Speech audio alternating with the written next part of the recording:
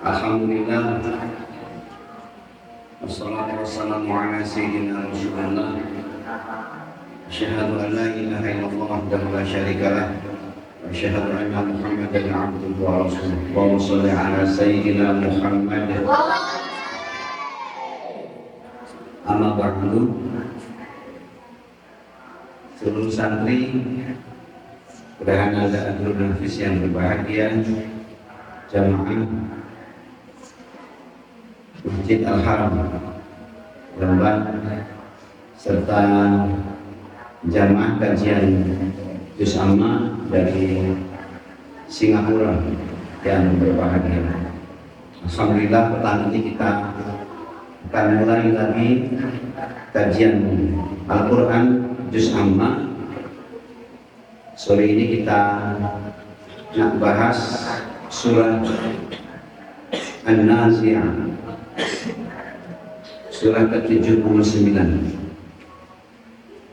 Baik anak-anak, ini bulan Ramadan, Syahrul Quran, bulan Al-Quran.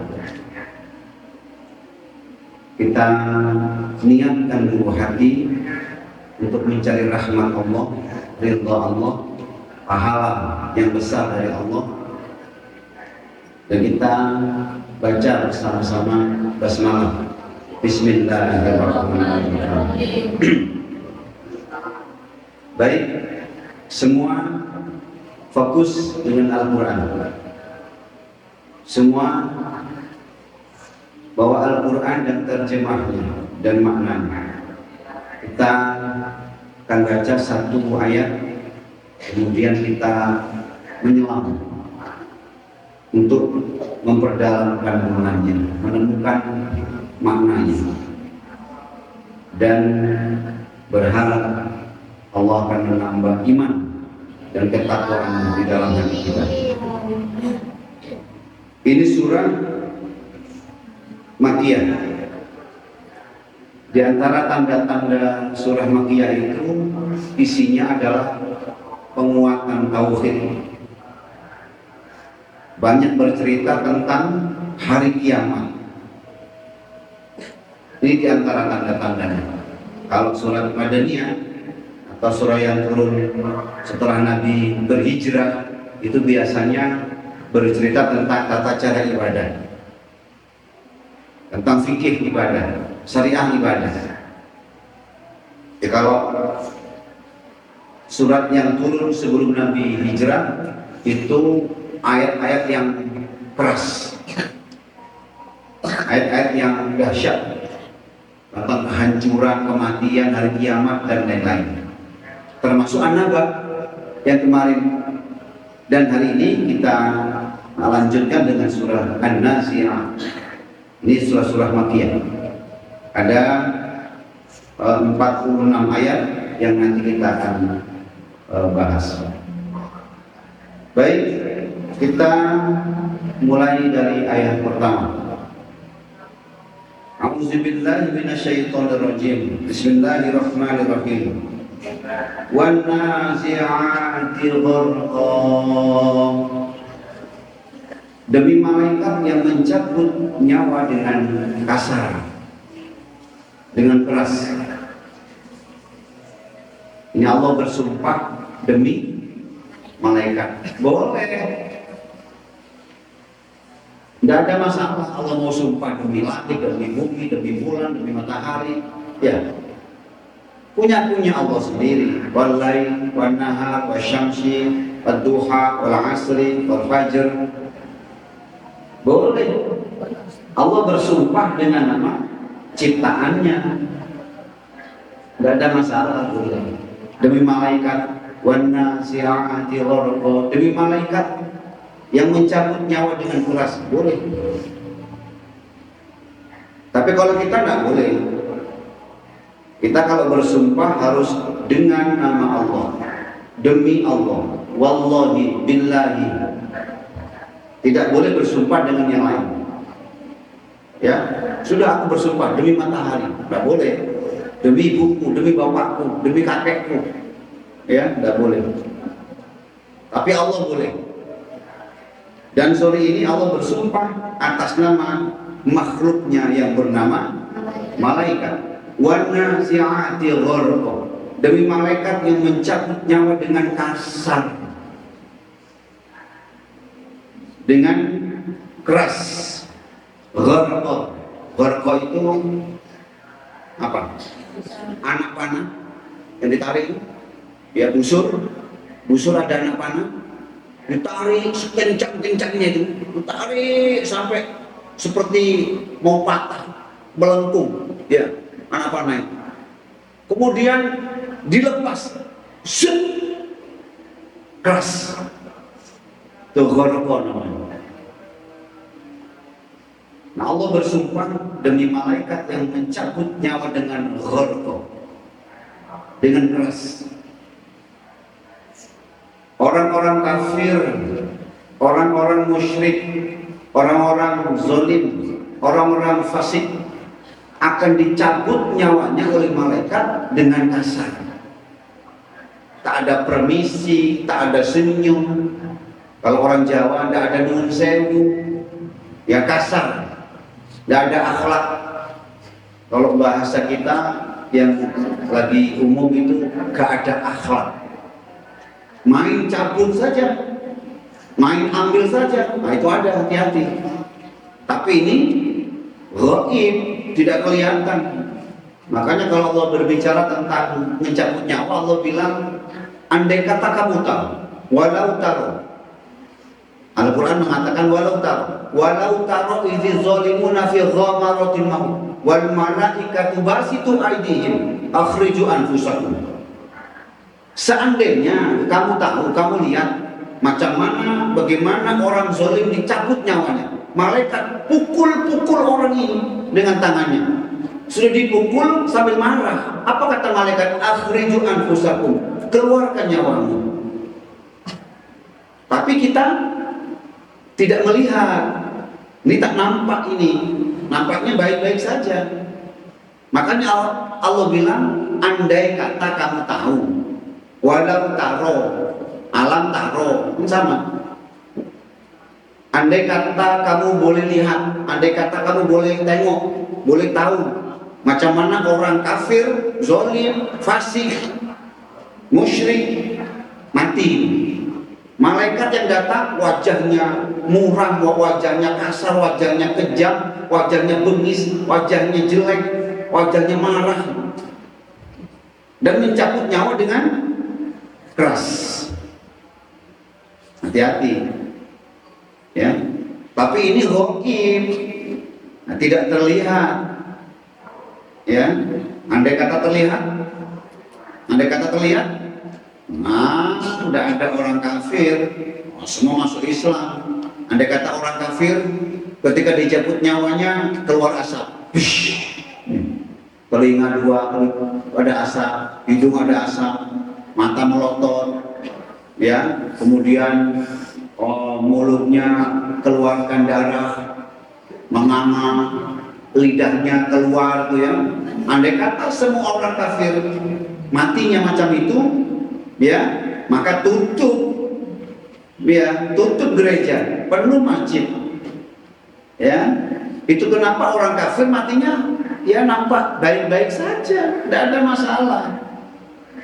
Penjahat, ya, ahli maksiat, orang-orang durhaka, ya matinya kadang baik-baik saja di rumah sakit mati, baru masuk pagi petang sudah mati, masuk malam pagi mati, ya, matinya tidak lompat-lompat di atas kasurnya, lompat-lompat di atas ranjangnya, kan tidak, karena ini ghaib, tidak terlihat tapi nyata, ya, tapi ada, ya.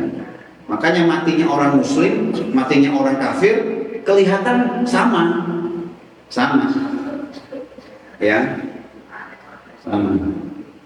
Bahkan para sahabat mati mereka jarang di rumah, mati mereka jarang di tempat tidur, mati mereka di mana?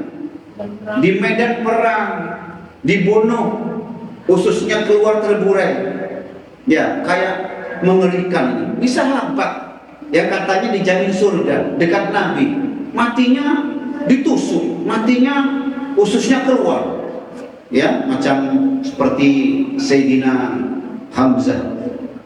Semua sahabat matinya begitu. Siapa sahabat yang matinya baik-baik dalam tanda kutip? Hanya Abu Bakar, ya, Sayyidina Abu Bakar. Sayyidina Umar dibunuh ketika sholat. Sayyidina Utsman dibunuh, dikepung rumahnya, ya, dibunuh siang hari. Udah begitu dimasukkan ke dalam tikar, dipanggang oleh pamannya sendiri. Sayyidina Utsman, Sayyidina Ali dibunuh ketika sholat. Sahabat yang dijamin surga itu matinya mengerikan, ya, nampaknya kelihatan zahir mati mereka mengerikan, tapi kita tidak tahu, ya, tidak tahu. Bukan mereka yang dicabut nyawanya dengan kasar, itu bukan. Ini khusus orang-orang kafir. Wan-nazi'ati gharqa, demi malaikat yang mencabut nyawa dengan keras. Hati-hati. Ayat kedua, wan-nasyitati nashta, dan demi malaikat yang mencabut nyawa dengan hati-hati, dengan pelan, dengan lembut. Sebelum cabut nyawa, malaikat ini berdandan, bersolek, berhias, bajunya cantik, baunya wangi dengan wangi kasturi surga. Mukanya, wajahnya indah, tersenyum. Ya, ada malaikat yang akan mencabut nyawa orang-orang yang beriman, orang-orang yang soleh, orang-orang yang baik. Di mana? Bisa di rumah sakit, hospital, bisa di rumah, bisa kecelakaan, tabrakan di jalan, bisa di laut, bisa di medan jihad. Tapi mereka cabut nyawa dengan lembut, macam kita tarik rambut dari dalam tepung. Mudah. Yang pertama kasar, macam kita cari duri di dalam daging. Yang pernah kena duri kakinya, ya, coba itu cari jarum. Udah cari jarum masih dibakar supaya tidak tetanus, tidak berbahaya. Jarum itu dibakar api. Kemudian kaki dicari itu, ya, dikoyak-koyak, dirobek-robek itu. Tapi yang kedua, malaikat yang mencabut nyawa dengan lembut, dengan halus. Malaikat yang baik, sopan, indah. Masya Allah. Ya, dan biasanya anak-anak banyak peristiwa di mana orang-orang soleh itu tahu bila akan mati, ya, dengan isyarat, tapi dengan isyarat. Ayah punya kawan, ini orang Arab punya, ini Arab ini.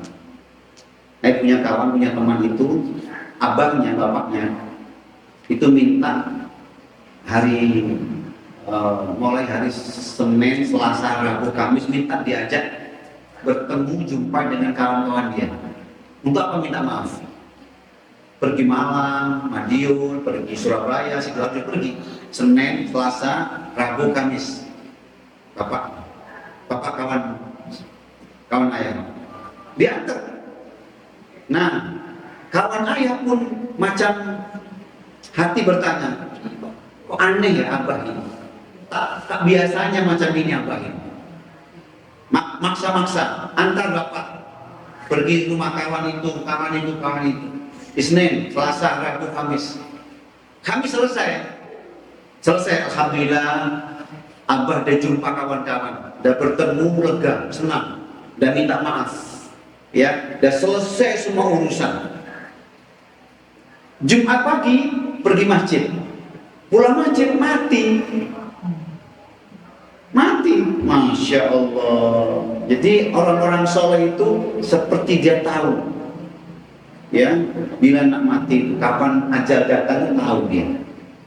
Meskipun dia tidak berbicara, Bapak Jumat mati ya enggak, ya, Abah nanti Jumat mati loh enggak, tapi dia punya isyarat yang orang lain atau keluarga merasa aneh, dan matinya juga pada hari yang baik, Jumat, ya.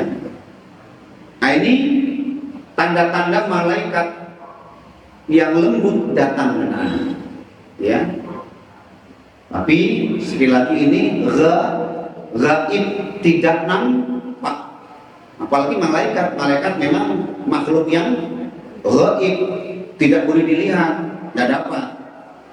Ya, bahkan malaikat kalau datang menjumpai manusia lebih banyak menyerupai manusia. Ya, jadi malaikat Jibril selama Nabi hidup, ketika menyampaikan wahyu itu datang dengan berupa manusia. Rasulullah selama hidup hanya 2 kali lihat Jibril dalam bentuk yang asli, ya, 2 kali saja. Ketika turun wahyu pertama di Jabal Nur, dan ketika Isra Mi'raj, Jibril, komandan malaikat yang paling punya banyak sayap. Berapa sayapnya Jibril? Hah? 600. Bagaimana itu? Ya tidak tahu, sudah beriman saja. Apa 300 di kanan, 300 di kiri, tidak tahu. Andai kata satu sayapnya dibuka, maka ufuk tertutup. Oh subhanallah, betapa besarnya malaikat itu. Ya, tapi kita tidak tahu, tidak bisa melihat. Tanda-tanda datangnya pun kalau malaikat tidak tahu. Nah, beda dengan jin. Kalau jin memang gaib, kita tidak boleh lihat, tidak nampak. Tapi kalau datang, kadang-kadang kita merasa ada hawa tidak enak ini ya, ada bulu kuduk merinding gitu ya. Ya, ada bau tidak sedap ini. Jangan-jangan ada jin, ya. Nah, malaikat tidak. Terutama malaikat, apalagi malaikat yang mencabut nyawa. Ya. Ayat ketiga, wasabihati sabaha,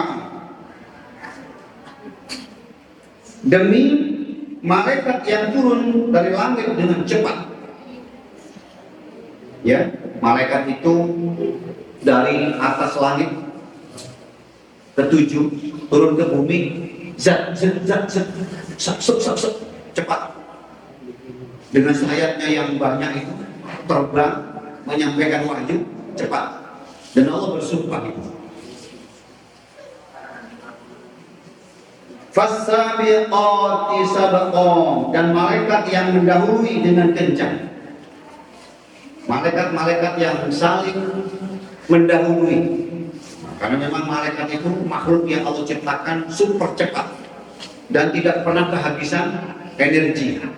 Padahal malaikat tidak makan tidak malaikat? Tidak. Malaikat tidak makan, tapi energinya cepat, dahsyat, tenaganya kuat dan full. Kalau malaikat beribadah, maka malaikat akan beribadah, akan sujud dalam waktu ribuan tahun. Tidak akan bangun-bangun. Sebelum Allah suruh bangun, bangkit, malaikat tidak bangkit. Padahal tidak makan, padahal tidak minum, tapi kuat malaikat. Langit macam dekat, set. Tenaganya kuat. Lah itu Isra Mi'raj, Jibril bawa Rasulullah terbang dari Masjidil Aqsa, ya, menuju langit ketujuh, padahal tidak makan, tidak minum. Kalau jin makan, jin minum. Jin makan apa? Jin makan yang kita makan, ya. Kalau kita makan soto, jin makan soto. Jin makan gulai, ya. Jin makan rawon, jin makan pecel. Semua makanan yang kita makan, jin makan. Makanya kata Nabi, sebelum tidur periksa makanan di atas meja, ya tutup. panci tutup, ya, sisa kuah gulai, bakso, soto, rawon, sop tutup. Kalau tidak, jin makan itu. Ya, ini pesan Nabi, masuk rumah malam hari lepas maghrib begini, baca Bismillahirrahmanirrahim, Assalamualaikum, masuk. Kalau tidak baca Bismillah, ya, tidak mengucap salam, maka jin masuk ikut tidur bersama kita. Hati-hati, hati-hati, ya. Banyak rumah yang kalau malam jin pun masuk, ikut tidur, ikut makan. Nah, makanya mau makan Bismillah. Kalau udah baca Bismillah, jin ikut makan. Jadi orang yang tak tutup sisa makanan, pagi dipakai sarapan, dia makan bekasnya jin. Hati-hati. Malaikat tidak, tapi malaikat tenaganya kuat, ya. Macam kilat, naik ke langit, turun ke bumi, naik lagi, ada wahyu turun lagi, ada perintah turun lagi. Fal mudabbirati amron, dan malaikat yang mengatur segala urusan. Malaikat itu banyak urusan. Masing-masing malaikat urusannya beza-beza.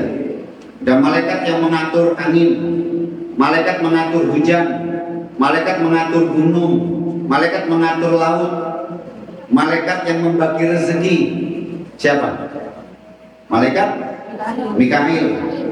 Ya, ada malaikat yang mencabut nyawa. Siapa tadi? Israel. Ada malaikat yang mencatat amal baik, amal buruk. Siapa? Raqib, Atid, ya.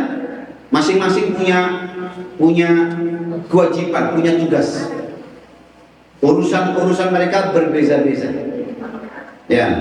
Ada malaikat yang mengatur bagaimana bintang bulan tidak bertabrakan, diatur. Dan Allah mengatakan fal mudabbirati amro, dan malaikat yang mengatur segala urusan, maksudnya urusan dunia. Ya. Seperti malaikat Jibril, dia mengatur urusan wahyu, yang menyampaikan wahyu. Baik, kita teruskan ayat ke-6. Yauma tarjufur rajifah, dan hari akan bergoncanglah sesuatu yang berguncang.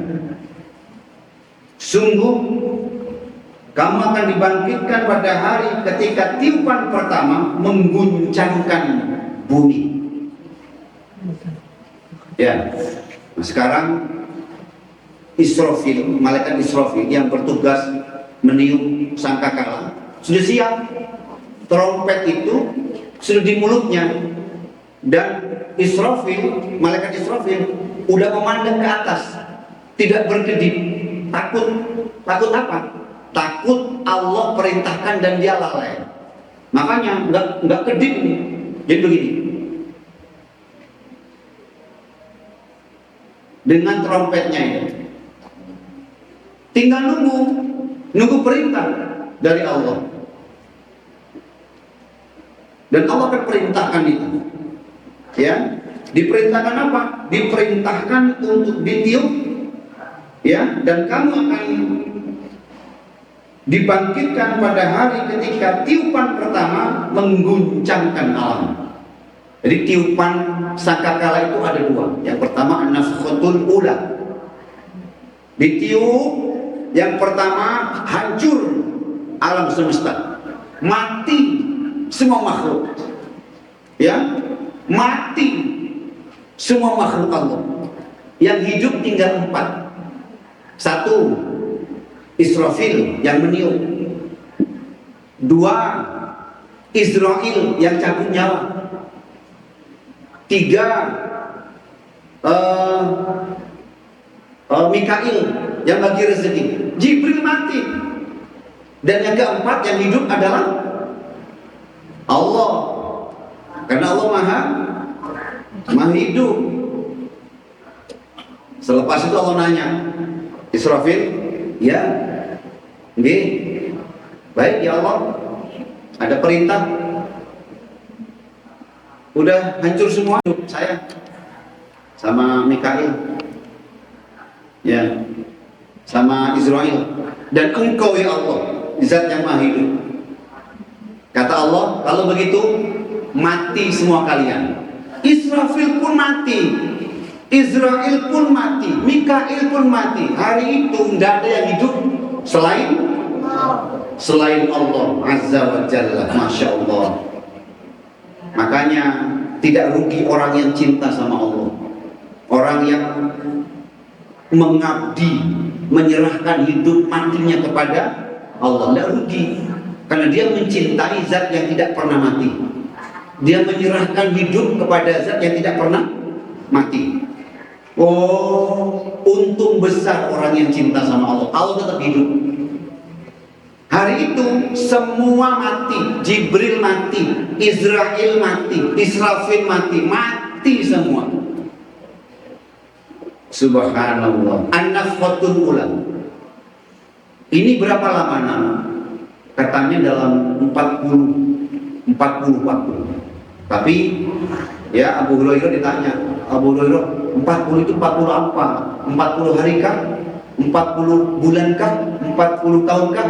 Ya, Abu Hurairah enggak menjawab. Ya, yang pasti 40.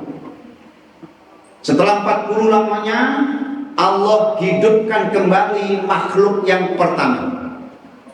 Siapa dia? Malaikat Israfil. Israfil bangun, hidup kembali, hidup. Dan kata Allah, tiup lagi yang kedua, an-nafkhatul ba'as. Ditiup lagi. Ditiup yang kedua, anak-anak, maka hiduplah semua makhluk. Semua malaikat hidup lagi, jin hidup lagi, setan, iblis hidup lagi, manusia sejak zaman Nabi Adam sampai nanti hari kiamat hidup lagi.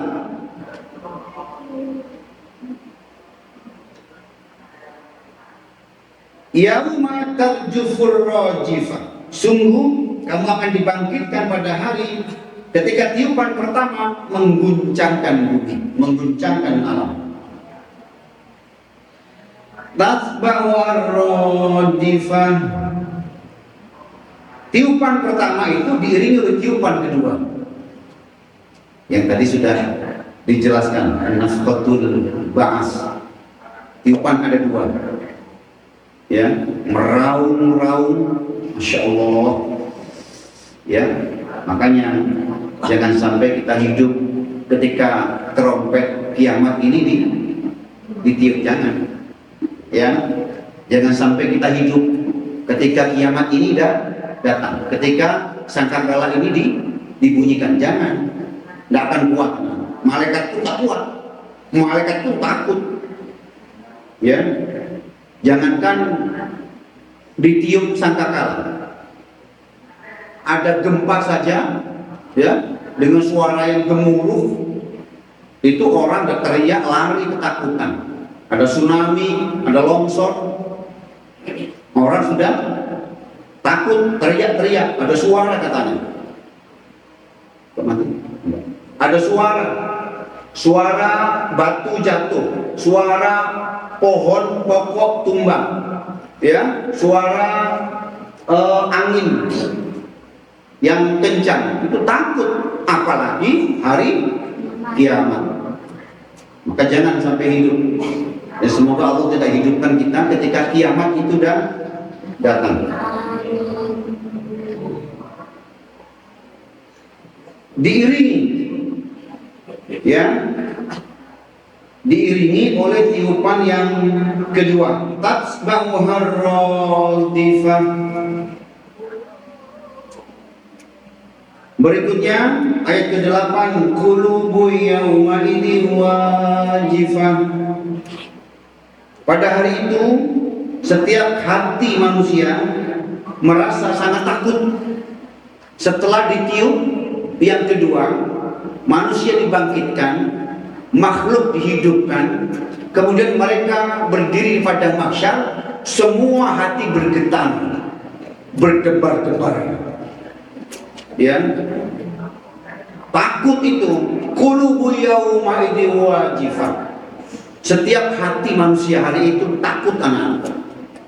Jangankan hari kiamat, ya, datang masuk kantor polis, ya, padahal kita benar, ya, kita masuk gedung mahkamah pengadilan, ya, padahal benar, itu takut, itu hati itu dak diduk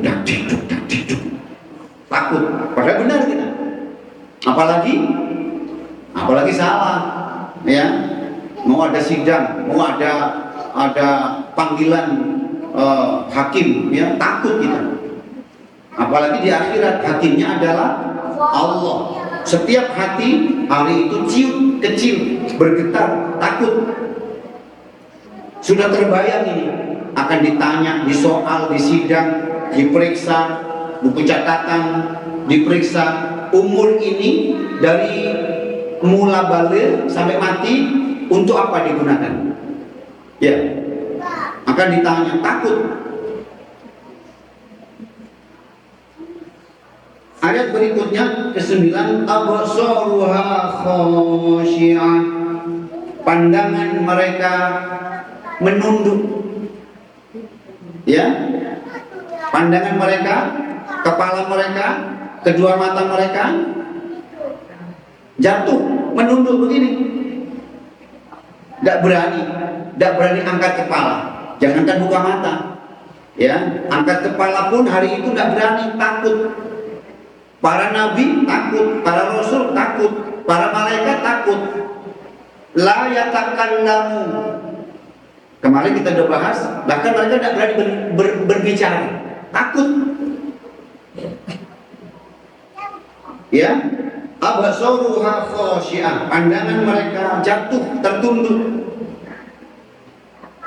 Sudah membayangkan dahsyatnya hari pengadilan. Yaquluna inna lamarduduna fil hafirah.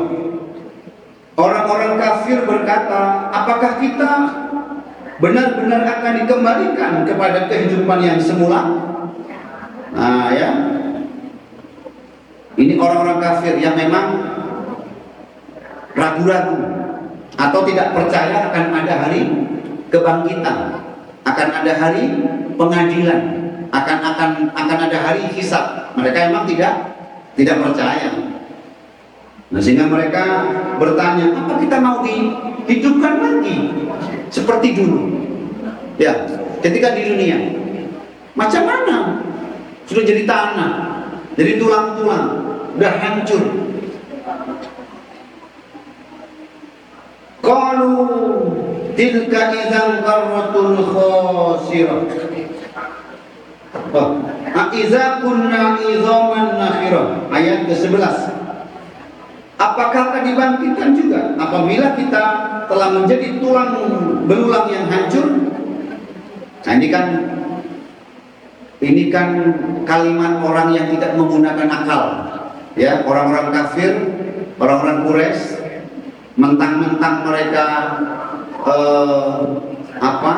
sehat, mentang-mentang mereka cukup berkuasa, mereka kuat, ya, sampai mereka membawa tulang-tulang menjumpai Rasulullah. Muhammad, kamu bilang apa tadi? Hidup lagi, bangkit, ya, hari pengadilan, ya, disusun tulang-tulang. Nah, ini tulang-tulang, ini tulang-tulang. Nah, ini kan kata mereka, ya. Nah, dalam surah An-Nazi'at ini Allah ulang, Allah beritahu kita, Iza kunna idzaman nakhirah. Apakah akan dibangkitkan juga apabila kita telah menjadi tulang-tulang yang telah hancur? Padahal betapa mudahnya Allah. Jika Allah berkehendak, Allah tinggal berkata, kun, hidup lagi, tersusun lagi. Makanya anak-anak, semua tulang manusia, ya, akan hancur. Bukan hanya dagingnya, kalau dagingnya yang paling cepat hancur, daging hancur, rambut hancur, lama-lama kepala hancur, tulang tangan, tulang jari, tulang kaki, tulang di tubuh kita sekian puluh tahun, ratus tahun nanti hancur, habis, kembali menjadi tanah. Hanya tinggal satu tulang yang tidak akan hancur sampai kiamat. Ini namanya tulang ekor. Ya, paling belakang ini. Kalau kita mau cari-cari, mau raba-raba ya, tulang kecil, ya macam ini. Ini ada tulang kecil, tulang ekor. Ini tulang yang tidak akan pernah hancur sampai kiamat. Dan Allah akan susun kembali tulang-tulang kita dimulai dari tulang ekor ini. Nah, ya makanya kalau sekian puluh tahun ahli kubur dikorek-korek ya, mungkin kuburnya mau dipindah, ya masih ketemu tulang-tulang itu. Kadang-kadang nggak ada. Nah sudah sejak zaman Belanda, zaman Jepang, udah sekian ratus tahun misalnya, habis tulangnya hancur. Tapi ketemu satu tulang kecil, tulang ekor, ini dah hancur sampai kiamat. Dari situ Allah nak hidupkan kembali manusia. Mudah, ya kun hidup. Masya Allah. Qalu tilka idzan karratun khasirah. Ayat 12. Mereka berkata, kalau demikian itu adalah suatu pengembalian yang merugikan. Oh enggak. Kalau betul kata Muhammad, kalau memang betul benar kita akan dihidupkan lagi, dibangkitkan lagi, habis kita, rugi kita. Nah, takut mereka. Ya siapapun, bukan hanya orang kafir Quraisy yang takut. Orang yang sekarang hidup, mereka tidak beribadah, mereka tidak beriman kepada Allah, mereka tidak beramal soleh, mereka buat dosa setiap hari, buat maksiat, akhlaknya jelek, ya, jauh dari ibadah. Sebenarnya hati mereka takut, ya, hati mereka pun tidak tenang, ya, tidak bahagia. Pasti orang yang berbuat maksiat, orang yang berbuat dosa, hatinya gelisah pasti. Jangan dikira orang-orang yang ahli maksiat itu bahagia, anak tidak. Salah. Meskipun mereka kaya, ya nampaknya saja mereka bahagia, rumah mewah, makan lezat, pakaian mahal, mobil, kereta banyak, ya mereka shopping sana, pergi luar negeri sana sini, kan? Nampaknya mereka ketawa-ketawa bahagia, tidak. Ya, selepas itu mereka datang malam gelisah. Makanya sampai minum bir, ya, ekstasi, narkoba, ya. Tidak. Orang yang bahagia itu orang yang beribadah, orang yang beramal soleh, bahagia. Anak berbakti kepada orang tua, oh bahagia hatinya. Baca Quran, tenang. Zikir, tenang. Lepas kasih makan anak yatim, fakir miskin, tenang, bahagia. Ya, baca Quran, tenang. Sujud, itu tenang, bahagia. Bahagia itu milik orang-orang yang beribadah. Tapi orang-orang kafir, orang-orang yang banyak dosa, mereka takut. Ya, jangan-jangan dia mati ketika berdosa, berbuat maksiat. Nanti bagaimana di alam kubur, takut. Dan mereka tidak mau menemukan alam akhirat, tidak mau. Ya, kata mereka, qalu tilka idzan karatun khasirah. Kalau begini, ini rugi kita ini. Karena selama hidup kita jahat. Ya, kita suka buat dosa, zalim, ya, mengambil hak orang, ya, berbuat curang, berkata dusta, ya, dan lain-lain. Mereka takut dirugi. Makanya akhirat bagi orang-orang kafir, orang-orang yang tidak beriman, orang-orang yang durhaka, ya, adalah satu kerugian. Tapi bagi orang yang beriman, keuntungan, untung, ya. Kita senang ada kabar hari kiamat, kita senang ada kabar hari pengadilan, senang, ya, karena akan menemukan janji-janji Allah Subhanahu wa Ta'ala. Baik, masih ada masa, kita lanjutkan satu dua ayat. Fa innama hiya zakratu wahidah, maka pengembalian itu hanyalah dengan sekali tiupan saja. Ya, tidak sulit bagi Allah. Jika harus bikin kiamat, cukup satu tiupan jadi. Jika Allah buat hari kebangkitan pada masa, satu tiupan jadi. Ya, tidak ada yang susah. Fa'idhahum bisahirah, maka seketika itu mereka hidup kembali di bumi yang baru. Anak-anak, bumi ini kita akan tinggalkan. Ini bumi lama. Ini akan jadi masa lalu. Bumi kita ini, Jombang ini, ya, tempat kita berpijak ini, rumah kita di sini, suatu hari akan kita tinggalkan dan akan jadi kenangan di masa lalu. Allah akan pindah kita di bumi yang baru, namanya akhirat. Makanya di antara kesenangan penghuni surga, besok kita akan berbicara tentang yang di sini. Ya, apa tonggo sebelah itu mlebu sak kota kaya ikat. Nah, ya. Gimana dulu kabarnya teman kita ini, teman kita itu, teman kita itu? Kita akan bahas kembali di akhirat. Di bumi yang baru, di rumah yang baru, di istana yang baru, di tempat yang baru. Bumi ini masa lalu selesai, ya, selesai. Jadi Allah mengatakan bahwa hidup kita nanti akan berada di tempat yang baru. Masya Allah, inilah masa depan. Maka anak-anak, jangan berharap ada masa depan di dunia. Tidak ada. Tidak ada, anak-anak. Ya, masa depan itu adalah akhirat, yang kita akan menikmati semuanya dengan masa yang lama. Maka kejar akhirat, kejar masa depan, kejar kebahagiaan, kejar kemenangan. Di mana? Di akhirat. Dunia sekejap, dunia sebentar, dunia masa lalu. Ya, baik. Kita sambung satu ayat lagi.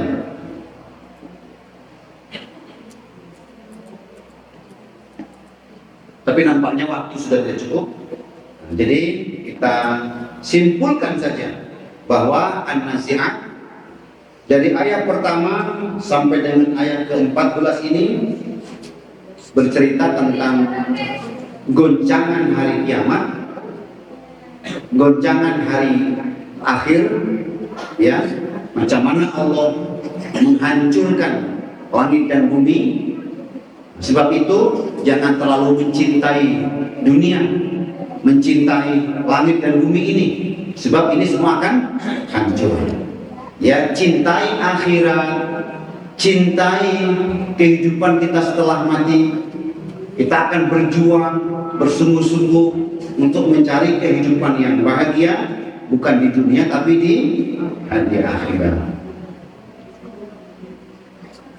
Saya rasa itu pertemuan kita pada petang hari ini.